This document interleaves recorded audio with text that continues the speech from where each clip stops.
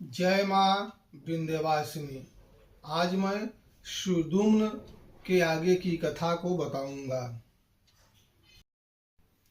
जय माँ दुर्गा, जय माँ तारा, दयामयी कल्याण करो।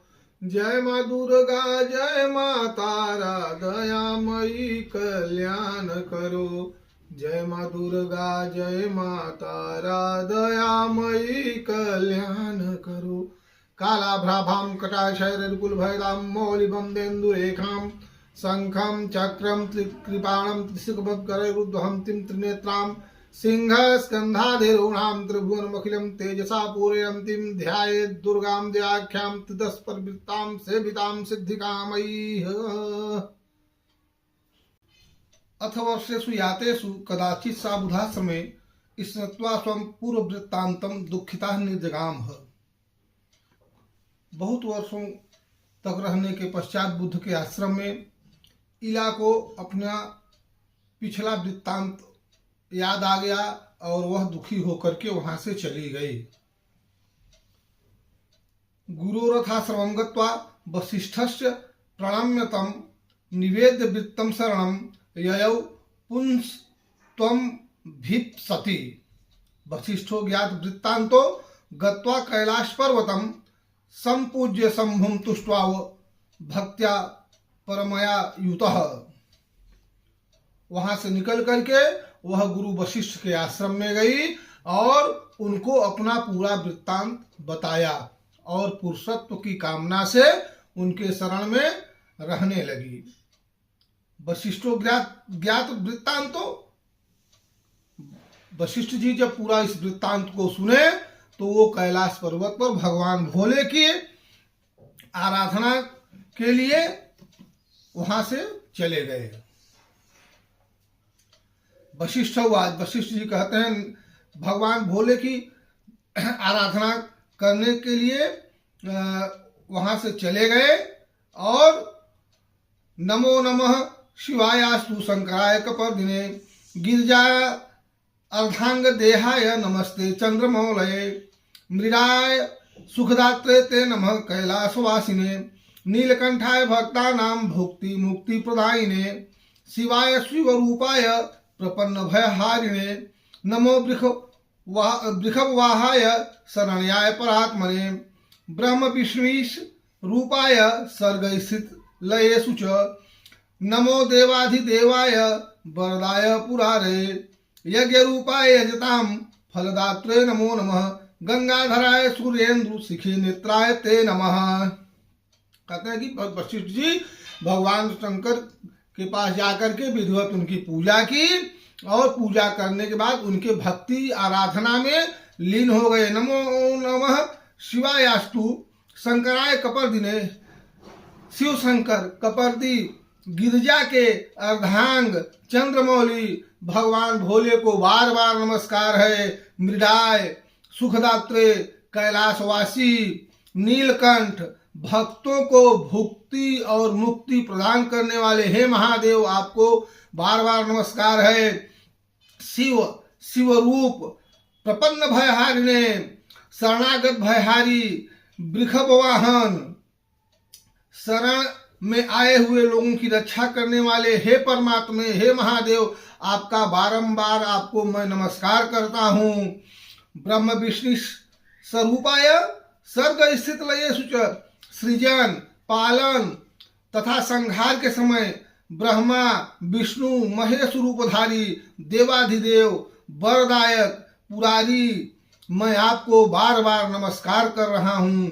यज्ञ रूप और याजकों के फल दाता को बारंबार नमस्कार है। आप गंगाधर सूर्य चंद्र अग्नि स्वरूप त्रिनेत्र को मेरा बारंबार नमस्कार है। एवं स्तुत स भगवान प्रादुरास जगतपति वृषारूढ़ोम्बि कोपेतः कोट सूर्य समप्रभ रजता चल संकाशस त्रिनेत्रस चंद्रशेखर प्रणतम परितुष्टात्मा प्रोवाच मुनि सत्तमम।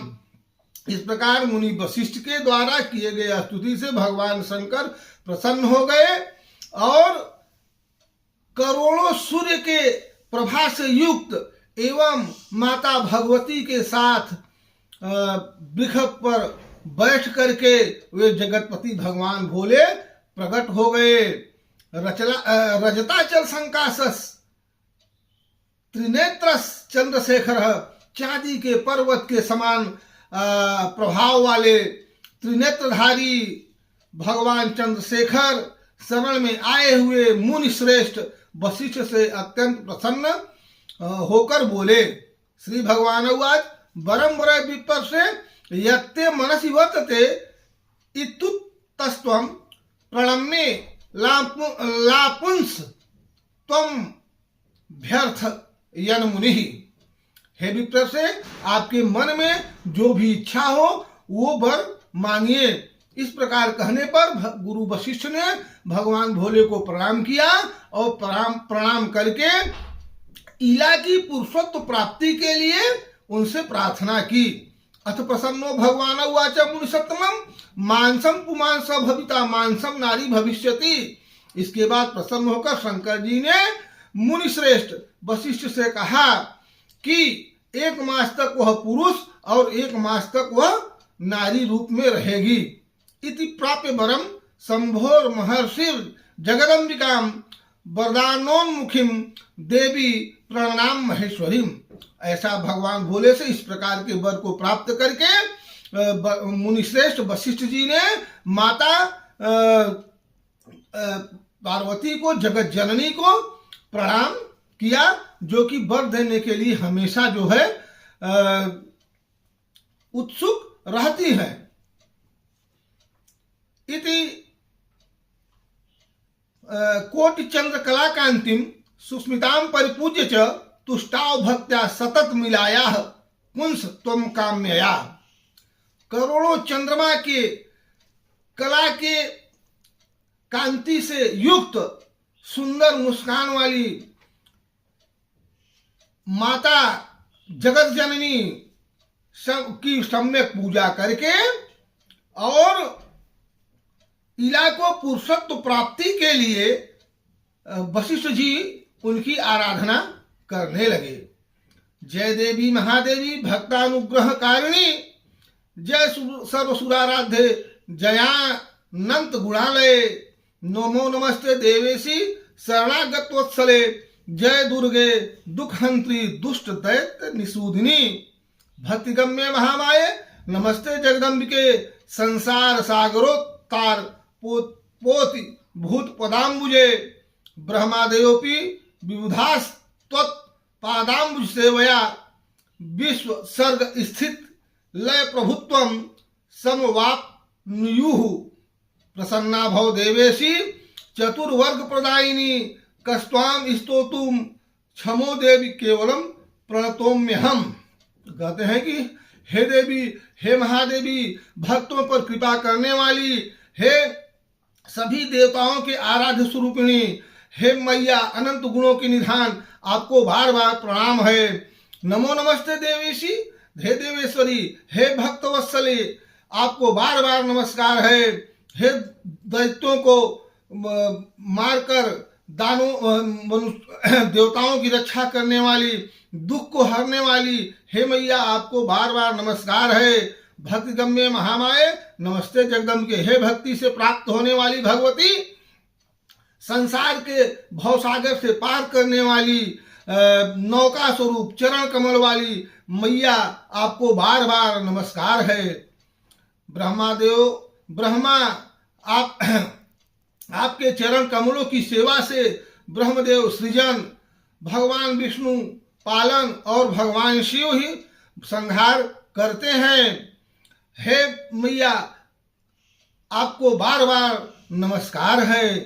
हे प्रसन्न पुरुषार्थ, धर्म, अर्थ, काम और मोक्ष को प्रदान करने वाली हे देवेश्वरी आप प्रसन्न हो। हे देवी आपकी स्तुति करने में भला कौन समर्थ है, अतः मैं आपको केवल प्रणाम कर रहा हूं।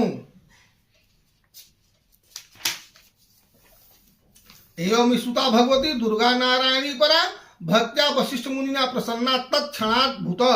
महर्षि वशिष्ठ द्वारा इस प्रकार से माता की भक्ति भाव से स्तुति किए जाने पर माता प्रसन्न हो गई और तदोवाच महादेवी प्रणतार्ति हरि मुनिम सद्युनम भवनम गत्वा कुरु भक्त्या मदर्चनम। तदनंतर भक्त जनों का दुख दूर करने वाली महादेवी ने मुनि वशिष्ठ से कहा, हे मुनिश्रेष्ठ, आप सुद्युम्न के घर जाकर भक्ति पूर्वक मेरी पूजा करें। सद्युम्नम श्रावे प्रीत्या पुराणम मत प्रियंकरम देवी भागवतम नाम नवाहो भीर ध्वजोत्तमः। हे द्विजश्रेष्ठ, सुद्युम्न को 9 दिनों में मुझे प्रसन्नता प्रदान करने वाले, खुशी प्रदान करने वाले श्रीमद् देवी भागवत पुराण का प्रेम पूर्वक श्रवण कराइए। वशिष्ठस्तां दिशं नत्वा समागत्या सर्वं निजं समाहूय च सुद्युम्नं देव्याराधन मादिशत्। उसके बाद वशिष्ठ जी ने उस दिशा को प्रणाम किया और अपने आश्रम को लौट आए। सुद्युम्न को बुला करके माता के आराधना के लिए उनको आदेश दिया। आश्विनश्च शीते पक्षे संपूज्य जगदम्बिकां नवरात्र विधानेन श्रावयामास भूपतिम। आश्विन मास के शुक्ल पक्ष में जगदम्बिका माता जननी की विधि पूर्वक पूजा करके वशिष्ठ ने राजा को नवरात्र विधान के अनुसार श्रीमद् देवी भागवत पुराण सुनाया। श्रुत्वा भक्त्यापि सुद्युम्नः श्रीमद् भागवतामृतम् प्रणम्याभ्यर्च्य च गुरुं लेभे पुंस्त्वं निरंतरम। और श्रीमद् देवी भागवत को भक्ति पूर्वक सुनने के बाद गुरु वशिष्ठ का पूजन वंदन किया, श्रीमद् देवी भागवत पुस्तक का पूजन वंदन किया और सदा के लिए पुरुषत्व की प्राप्ति कर ली। राज्यासने विशिष्टस्तु वशिष्ठेन महर्षिणा भुवं ससास धर्मेण प्रजास चैवा नुरज्ञान। इसके बाद महर्षि वशिष्ठ ने सुद्युम्न का राज्याभिषेक किया। वे प्रजाओं को प्रसन्न रखते हुए धर्म पूर्वक भूमंडल पर शासन करने लगे। इजे च विविधर यज्ञैः संपूर्ण वर दक्षिणैः पुत्रेषु राज्यं संदिश्य प्राप देव्या सलोकताम। सुद्युम्न अत्यंत श्रेष्ठ दक्षिणा वाले भांति भांति के यज्ञ किए और अंत में पुत्रों को राज्य का शासन सौंपकर वे देवी लोक को प्राप्त हुए। इति कथितम शेषम सेतिहासम च विप्रा यदि पठेत सुभक्त्या मानवो वा शृणोति स इह सकल कामना प्राप्य देव्या प्रसादात् परम मृतम ध्यान्ते याति देव्या सलोकम। हे विप्रो, इस प्रकार मैंने आप लोगों को इतिहास सहित देवी महात्म्य बताया।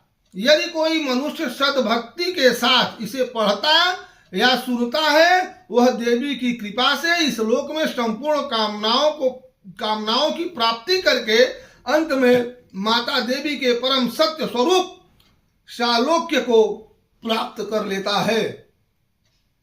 आज सुद्युम्न की कथा यहाँ पर पूर्ण हुई। इसके बाद की कथा